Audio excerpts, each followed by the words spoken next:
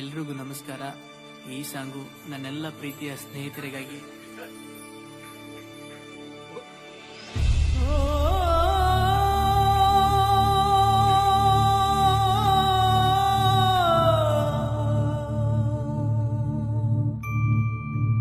ಒಂದೇ ಹೊಟ್ಟೆಲಿ ಹುಟ್ಟದೆ ಇದ್ರೆ ಏನಾಯ್ತು, ಬಂದು ಬಳಗ ನಾವು ಆಗದೆ ಹೋದ್ರೆ ಏನಾಯ್ತು, ರಕ್ತ ಸಂಬಂಧನೂ ಮೀರಿದ ಸ್ನೇಹವಿದು.